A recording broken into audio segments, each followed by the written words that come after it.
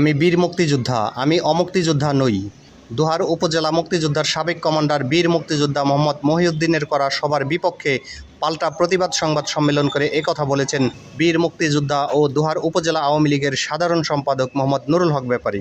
শনিবার ১৩ জুলাই দুপুরে তার নিজ বাসায় এই সংবাদ সম্মেলন করেন তিনি। সংবাদ সম্মেলনে নুরুল হক ব্যাপারী বলেন, ১৯৭১ সালের মুক্তিযুদ্ধের সময় আমি সহ আমাদের পরিবারের সবাই মুক্তিযুদ্ধের সাথে সম্পৃক্ত ছিলাম। আমি বীর মুক্তিযোদ্ধা ডাক্তার আবুল কালাম আমার চাচা, আমাদের মুরব্বী, তার সাথে আমি মুক্তিযুদ্ধে বিভিন্ন সময় অস্ত্র, গ্রেনেড, গোলাবারুদ নিয়ে সহযোগিতা করেছি। তার কাছে থেকে আমি ট্রেনিং নিয়েছি। সে সময় আমাদের বাসায় সকল মুক্তিযোদ্ধারা সকল প্রকার অস্ত্র রেখেছিলেন এবং তার দেখভাল আমি সহ আমার পরিবার করেছি। কিন্তু কতিপয় কিছু মুক্তিযোদ্ধারা আমার নামে মিথ্যা, বানোয়াট ও ভিত্তিহীনভাবে আমাকে সমাজের কাছে হেয় প্রতিপন্ন করার লক্ষ্যে আমাকে অমুক্তিযোদ্ধা বলে মিথ্যা অপপ্রচার করেছেন। আমি এর তীব্র নিন্দাসহ প্রতিবাদ করছি। তিনি আরও বলেন, আমি রাষ্ট্রীয়ভাবে সকল বৈধ পন্থা অবলম্বন করে অনলাইনের মাধ্যমে আবেদন করে এবং মাননীয় মন্ত্রী মহোদয় আমাদের নারীশা ডাকবাংলায় এসে সকলের সামনে ইন্টারভিউর মাধ্যমে সকল প্রকার যাচাই বাছাইয়ের মাধ্যমে আমি মুক্তিযোদ্ধা হিসেবে মুক্তিযুদ্ধ গ্রেডে আমার নাম লিপি হয়েছে।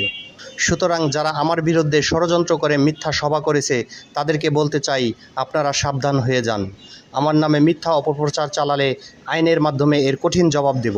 দোহার উপজেলা মুক্তিযোদ্ধার সাবেক কমান্ডার বীর মুক্তিযোদ্ধা মোহাম্মদ মহিউদ্দিনের সভাপতিত্বে বীর মুক্তিযোদ্ধা মোহাম্মদ নুরুল হক ব্যাপারী অমুক্তিযোদ্ধা বলে একটি সভা করলে তা অনলাইন নিউজ পোর্টাল রূপালী বাংলা নিউজ.com এর পত্রিকায় প্রকাশ হলে সোশ্যাল মিডিয়ায় ভাইরাল হলে বিষয়টি আলোচনার কেন্দ্রবিন্দুতে পরিণত হয়।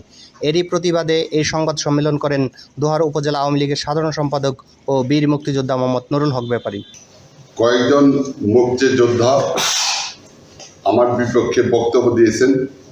রূপসী বাংলা আপনারা দেখেছেন, মিডিয়াতে আমাকে ছোট করার জন্য কিছু কথা বলেছে, তাই আপনাদের কাছে আমি ডেকেছি। আমি সেই রূপসী বাংলার প্রতিবাদ এবং সঠিক জবাব দেওয়ার জন্য। আপনি জানেন আমার নাম নুরুল হক ব্যাপারী। আমি বর্তমানে দোহার আওয়ামী লীগের সেক্রেটারি জেনারেল, বাংলাদেশ আওয়ামী লীগ। আমি বিশ্বাস করি, আমি দাবিদার এবং আমি একজন সফল এবং সুন্দর এবং ক্লিন ইমেজের একজন মানুষ। কারণ আপনি জানেন আমি জাতির জনক বঙ্গবন্ধু শেখ মুজিবুর রহমানের আদর্শের একজন কর্মী হিসাবে আমি এই দোহারের সারা বাংলাদেশ আমি পরিচিতি লাভ করেছি। গত 6 তারিখে কিছু বিতর্কিত লোক আমার বিপক্ষে কিছু কথা বলেছে মুক্তিযোদ্ধা নিয়ে।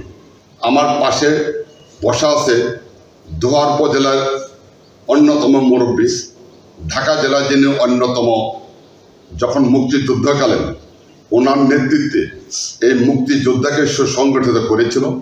আমি অত্যন্ত ভাগ্যবান ব্যক্তি, অত্যন্ত আমি মনে করি আমি গর্বিত। কারণ আমার চাচা ডাক্তার আবুল কালাম, তার নেতৃত্বে প্রায় 14টি না 22টি জেলায় উনি নেতৃত্ব দিয়েছেন। উনি যুদ্ধকালীন উনি কমান্ডার ছিলেন।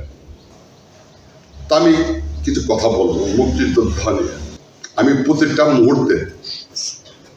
মুহূর্তে ডাক্তার আবুল কালামের সহযোগী হিসাবে আমি তার পাশে ছিলাম। উনি যেহেতু আমার পাশে আছেন, মিথ্যা কথার কিছু নাই। আমি যেটা বললাম, আমার মা চাচিরাও যে মুক্তিযোদ্ধার এই যে অবদান রেখে গিয়েছে, আমি মনে করবো আমাদের মা চাচিদেরকে কেন উনি মুক্তিযোদ্ধার খাতায় আমার দাদি, ওনার মা যে অবদান রেখেছেন, এমন কোনো মুক্তিযোদ্ধা নাই আমার দাদির হাতের উনি না খেয়েছেন। আমি তাদেরকে সার্ভিস দিয়েছি, উনি রাতের অন্ধকারে ওনাকে আমি পাহারা দিয়েছি, যাতে কোনো দুর্বৃত্ত তাকে প্রত্যেকটা মুহূর্তে ওনার মুক্তিযোদ্ধাদের।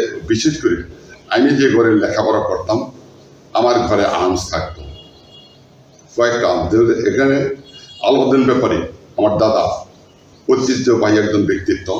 ওনার একটা বন্দুক ছিল এক না, ডাক্তার আবুল কালাম সাহেব ওই বন্দুকটা আমার হাতে দিলেন। আমাকে হাতে দিয়ে আমাকে বললেন, এই বন্দুকটা তোমার হাতে দিলাম, পবিত্র একটি বন্দুক। এই বন্দুকটা যদিও তোমার বয়স কম, তুমি কোনো অন্যায় কাজে কোনো ব্যবহার করবে না।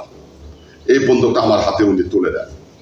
প্রায়ই কিন্তু আমার এখানে আপনি জানেন মান্নান কমান্ডার আমার আপন ভগ্নিপতি, সভাপতির কারণে যেহেতু ডাক্তার আবুল কালাম সাহেব যখন উনি মূল দায়িত্ব ছিলেন, উনি কিন্তু আমার ঘরে ওনার কাছে একটা এসএলআর ছিলেন।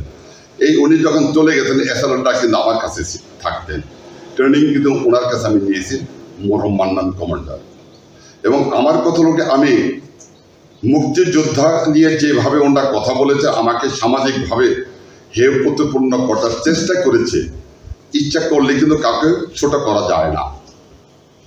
সম্মান না দিলে কাউকে সম্মান পাওয়া যায় না। আমি তাকে অসম্মান হয়ে কথা বলবো না। যারা আমার সম্বন্ধে কথা বলেছেন তাদের উল্লেখযোগ্য কিছু লোকের নাম এখানে এসেছে। আমি পেয়েছি বেল্লাল মোল্লা, মহিউদ্দিন সাবেক কমান্ডার, ইব্রাহিম খলিল সবুজ, বুরহানুদ্দিন, তারিক আলম, গিয়াসউদ্দিন ঘিনু, তাবরক ব্যাপারী। আমি তাদের বক্তব্য শুনেছি। তাদের মূল বিষয়টা ছিল যে আপনি একজন অমুক্তিযোদ্ধা, আপনি মুক্তিযোদ্ধা ছিলেন না, একজন অমুক্তিযোদ্ধা থেকে মুক্তিযোদ্ধা হয়েছেন। এই বিষয়টা যদি একটু ক্লিয়ার করেন। মুক্তিযোদ্ধার ডেফিনেশনকে আমি কিন্তু বুঝি নাই, কারণ এখন আমি বুঝি না মুক্তিযোদ্ধার ডেফিনেশন ও মুক্তিযোদ্ধারা বলছে এটা তো আমার কোনো এখতিয়ার নাই। আমি মুক্তিযুদ্ধে অংশগ্রহণ করেছি, ডাক্তার আবুল কালামের নেতৃত্বে আমি প্রসেস পতন করেছি। এখন কি যদি বলে রাস্তা আমি চুর, আপনি মুক্ত, আমি তো বন্ধ করতে পারি। It is up to you. আমি এইভাবে কোনো কথা আমি বলবো না। অমুক্তিযোদ্ধা বলতে হবে, আমাকে কেন বলবে? আমাকে তো টুকের মাধ্যমে আমি হয়েছি, তার তো একটা ফ্রম আছে। এই কথা ফ্রমে যে বলতে হবে, সঠিক কথা সঠিক জায়গাতে বলতে হবে। অমুক্তিযোদ্ধা বলতে তারা বোঝাইছে এরকমই যে আপনি মুক্তিযুদ্ধ করেন নাই, জাস্ট এমনি হয়তো স্বাভাবিক পাবলিক ছিলেন বা আপনার বয়স কম ছিল। তো তা মানে আপনি এইটার রিপিট আপনি আর কি অ্যান্সার মনে হয় দিলে ভালো হয়। আমি আপনি কোথায় কোথায় মুক্তিযুদ্ধ করছেন? আমি দুটা জায়গায় আমি ডাক্তার আবুল কালাম সবাই এখানে বসে যাচ্ছে, আমি একটু আগে তার সাথে আলাপ হয়েছে।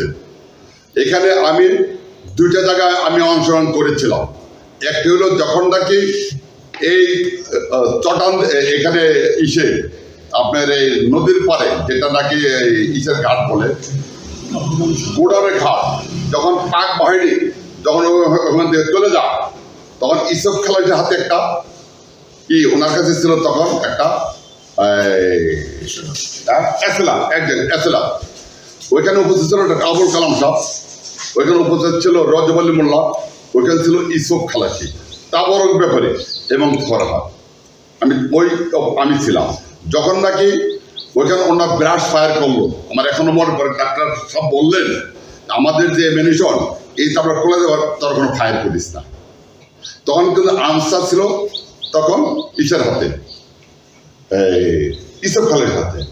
তখন ওখানে তাবরক উপস্থিত ছিল, আমি উপস্থিত ছিলাম, ডাক্তার আবুল কালাম উপস্থিত ছিল, এবং ইসব খালেদ উপস্থিত ছিল, রদমুল উপস্থিত ছিল, এবং ফরহাদ বর্তমানে মুক্তিযোদ্ধা গাজীবাড়ির উনি উপস্থিত ছিল।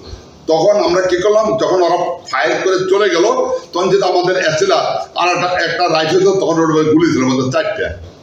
আমি তা বলি এখন আমার সাথে। তখন আমরা কি করলাম, তখন ওই রাস্তাতে চোখ দিয়ে আলোদের বাড়ি এখানে, তখন আমরা এখানে এসে অবস্থান নিলাম। এটা এদের কাছে জানবেন। আরেকটা হলো এখানে যেদিন নাকি আপনার যায়, আমি যেহেতু ওখানে তাবরক ব্যাপারী সহ এবং রজব মোল্লা এবং এরা সহ, এবং তখন এখান থেকে যখন রাজাকার যখন প্রথম দিন মার্চ করে বাবলাতলা বলে, এখান থেকে আমাকে বলো তুমি একটু যাই দেখো ওখানে আসেন। আমি যাওয়ার পর কিন্তু আমি তাদের হাতে ধরা পড়ি। যে কোনো কৌশলে কিন্তু আমি ওইখান থেকে ছুটে যাই। দুইটা ঘটনায় আমি সম্পৃক্ত ছিলাম। এবং শুধু তাই নয়, প্রত্যেকটা মুহূর্তে রাত তো 3টার আগে আমি কখনো ঘুমায় আসি না, কারণ উনি যখন অস্ত্র নিয়ে আসতো বাড়ি থেকে যখন ই করতো, আমি উনি পাহাড়ে দিতাম। আমার যোগ্যতা, আমার মুক্তি দেওয়ার সময় কি কি লাগে সে আমি দাবি করবো, আমি সেটা কোয়ালিফাই হওয়ার পরে মুক্তিযোদ্ধা তারা তো এমনি করে, তারা এই কয়েক বছর তারা আমাকে যাচাই বাছাই করে আমার নাম তারা ক্যাডেটে অন্তর্ভুক্ত করেছে।